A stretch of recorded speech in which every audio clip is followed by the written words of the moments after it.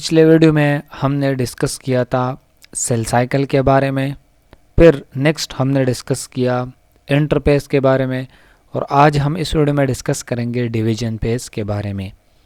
इसमें हम कवर करेंगे माइटोसिस क्या होता है, इवेंट्स ऑफ माइटोसिस कौन कौन से होते हैं, karyokinesis, cytokinesis and significance of mitosis. ये टॉपिक हम कवर करेंगे इस लेक्चर में, तो आपने इस वीडियो के अंत तक ज़रूर देखना है। शॉर्ट वीडियो है, पॉइंट्स है, शॉर्ट नोट्स है, तो आपने इस वीडियो के अंत तक ज़रूर देखना है। तो चलिए शुरू करते हैं।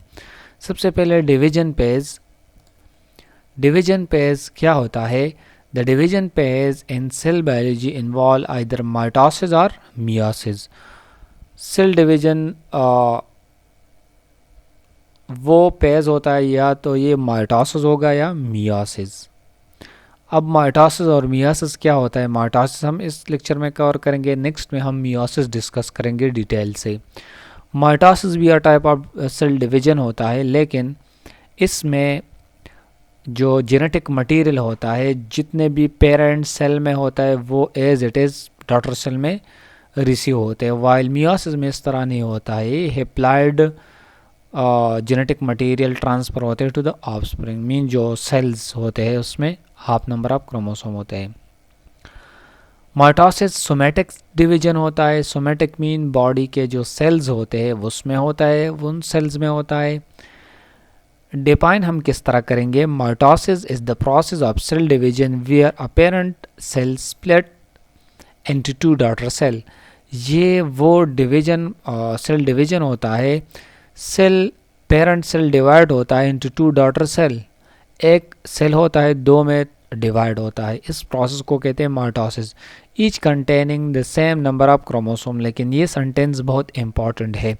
हर एक सेल में इन दोनों पेरेंट में फॉर एग्जांपल 46 क्रोमोसोम है, तो इन दोनों डॉटर सेल में एक में भी 46 क्रोमोसोम और दूसरे में, तो इसलिए से कहते हैं माइटोसिस।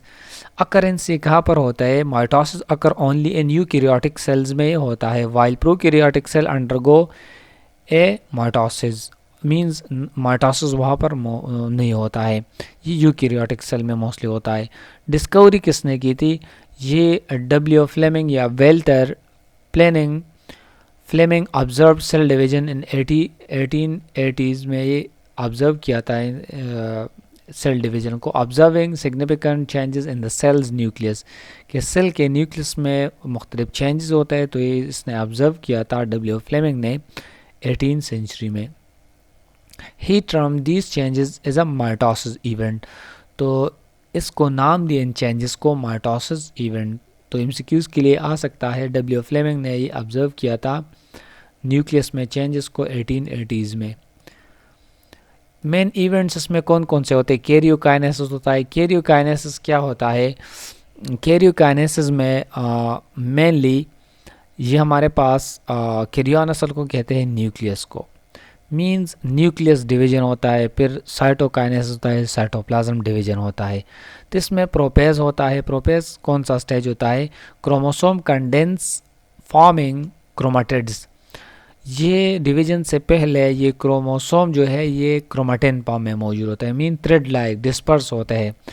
तो डिवीजन के दौरान ये क्रोमाटिड्स और क्रोमोसोम जो सुपर कॉइल होता है क्रोमोसोम की शेप में, ये क्रोमाटिड्स में कन्वर्ट होता है। Nucleolus and nuclear membrane disappear. Nucleolus जो होता है एंड न्यूक्लियर मेम्ब्रेन, ये सेल से ये डिसअपेयर होता है। Centrioles divide and move to opposite poles. Centriole opposite pole में जाते हैं, फॉर्मिंग द माइटोटिक अपरेटस। अब बन गया, क्योंकि क्रोमोसोम जो है अब न्यूक्लियस डिवीजन प्रोसेस स्टार्ट होता है। मीटापेज में क्या होता है? Chromosome align in the cell center forming the metaphase plate. अब यहाँ पर स्पिंडल फाइबर जो माइटोटिक अपरेटस से वो बन गया। अब मीटापेज में क्रोमोसोम अलाइन हो गया सेंटर पर, और अब ये मीटापेज प्लेट जो है वो बन गया, एक सेंटर पर ये सारे क्रोमोसोम अलाइन हो गए। एनापेज में क्या होता है? Chromatids separated and move towards opposite pole. अब ये क्रोमोसोम एक दूसरे से सेपरेट होते हैं और क्रोमाटिड्स और अपोजिट पोल में ये जाते हैं, इनिशिएटिंग साइटोप्लाज्मिक डिवीजन। अब न्यूक्लियस कैरियोकाइनेसिस, सेल में डिवीजन हो गया, अब नेक्स्ट स्टेज के लिए प्रिपेयर करता है, साइटोप्लाज्म डिवाइड होगा। न्यूक्लियस तो डिवाइड हो गया, जो क्रोमोसोम है, क्रोमेटिड्स है, वो अपोजिट पोल में डिवाइड हो गए हैं। टेलोपेज में क्या होता है, daughter chromosome reach poles, opposite pole में ये जाते हैं, ये daughter chromosome uncoiled, nuclear membrane reforms and daughter nuclei are formed. Last stage में क्या होता है, डॉटर क्रोमोसोम अपोजिट पोल पर पहुंच गए और ये वापस दोबारा खोलते हैं, मीन्स खोलना, अनकॉइल मीन दोबारा ये क्रोमेटिन फॉर्म में कन्वर्ट होता है, मीन थ्रेड लाइक, और न्यूक्लियर मेम्ब्रेन दोबारा बनता है, डॉटर सेल की न्यूक्लियाई बनती है। नेक्स्ट है साइटोकाइनेसिस। साइटोकाइनेसिस, अब न्यूक्लियर डिवीजन हो गया, अब है साइटोप्लाज्म डिवीजन। साइटो कहते हैं साइटोप्लाज्म को, काइनेसिस मीन जो सेल डिवीजन होता है, साइटोप्लाज्म डिवीजन। एनिमल्स में क्या होता है, cell membrane constructs dividing the cytoplasm. अब कंस्ट्रक्ट मीन ये इस तरह लूप होता है, नैरो होता है सेंटर में। ये साइटोकाइनेसिस जब होता है तो ये एक सेल होता है और इसके तरह एक नैरो ब्रिज बनता है। तो ये एनिमल सेल में कुछ इस तरह होता है, प्लांट सेल में इस तरह नहीं होता है। Whistles or vesicles form the cell plate, creating a new cell wall between the daughter cell. Plant cell और एनिमल सेल में ये साइटोकाइनेसिस मुख्तलिफ प्रोसेस होता है। एनिमल में ये सेल मेम्ब्रेन कंस्ट्रक्शन होता है, वाइल प्लांट सेल में ये सेल प्लेट की हेल्प से, क्योंकि वहाँ पर सेल वॉल होता है तो ये कंस्ट्रक्ट नहीं होता है, नैरो नहीं होता है, तो इस सेल प्लेट की वजह से ये अपने आप को डॉटर सेल में डिवाइड करते हैं, cytoplasm. Significance of mitosis, mitosis के क्या फ़ायदे हैं, क्यों ये होता है। सबसे पहला इम्पॉर्टेंस है इसका सिग्निफिकेंस, क्रोमोसोमल सेट मेंटेनेंस, क्योंकि क्रोमोसोम मेंटेन होता है पेरेंट सेल में भी और ऑफस्प्रिंग में भी। Maintain a constant number of chromosome number in organism sales, क्योंकि पेरेंट सेल में जितने क्रोमोसोम है वो डॉटर सेल में कन्वर्ट होता है, तो मेंटेनेंस ऑफ क्रोमोसोम एक फ़ायदा ये है। दूसरा फ़ायदा ये है कि हेरिडिटरी ट्रांसफ़र होता है, ensure accurate transfer of hereditary traits, जितने भी पेरेंट्स में ट्रेट होता है ये ऑफस्प्रिंग में एक्यूरेटली ये ट्रांसफ़र होता है। तो हेरिडिटरी जो जेनेटिक मटेरियल होता है ये भी ट्रांसफ़र होता है with the help of mitosis, तो दूसरा फ़ायदा ये है। थर्ड फ़ायदा ये है healing and regeneration process. Healing, जब एक ऑर्गेनिज्म का पार्ट कटअप होता है तो दोबारा से वो नॉर्मल बन जाता है, हील होता है। इन रीजनरेशन, जब एक पार्ट कटअप होता है तो दोबारा वो रीजनरेट होता है। Help in wound healing and tissue regeneration, अगर हम ह्यूमन की बात करें, स्किन की, जब ये कटअप होता है तो कुछ दिनों के बाद वो खुद ब खुद ठीक होता है, तो इसको कहते हैं हीलिंग प्रोसेस, और ये होता है माइटोसिस के ज़रिए से। रीजनरेशन प्रोसेस अगर हम लेज़र्ड ले लें, लेज़र्ड की टेल, जो छिपकली की दम होता है, टेल होता है, जब वो कटअप होते हैं तो दोबारा रीजनरेट होता है, तो ये भी with the help of mitosis होता है। तो ये सब फ़ायदे हैं माइटोसिस के। ग्रोथ भी होता है, facilitate growth by providing new sales, growth भी होता है माइटोसिस की हेल्प से, क्योंकि न्यू सेल्स में डिवीजन होता है। Asexual reproduction animals, asexual reproduction in plants and animals. अब ये हमारे पास प्लांट्स और एनिमल्स में क्या होता है, एसेक्सुअल रिप्रोडक्शन, तो ये भी माइटोसिस के हेल्प से होता है, क्योंकि ये हमारे पास एसेक्सुअल जितने भी रिप्रोडक्शन है ये इसके ज़रिए से होता है। अगर हम लोअर प्लांट्स की बात करें या माइक्रो ऑर्गेनिज्म की, तो वहाँ पर ये एसेक्सुअल रिप्रोडक्शन होता है। पेरेंट बॉडी से एक स्मॉल बर्ड एराइज होता है, फिर वो एक ऑर्गेनिज्म, तो ये भी माइटोसिस के ज़रिए से होता है। Cell replacement, replace worn out cells in the body, cell जितने भी ख़राब सेल्स है ये रिप्लेसमेंट होता है with the help of mitosis. RBC formation भी होता है, renews red blood cells every 120 days, तकरीबन 4 मंथ्स में 4 मंथ्स में जो है 120 डेज़ में ये ब्लड सेल्स रिन्यू होते हैं, तो ये भी with the help of mitosis.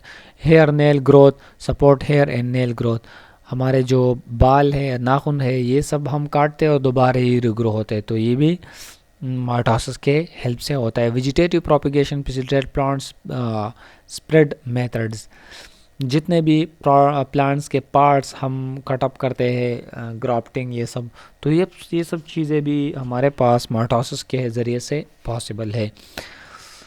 Mitosis play a crucial role in maintaining chromosome number maintain के लिए ये बहुत इंपॉर्टेंट किरदार अदा करता है माइटोसिस।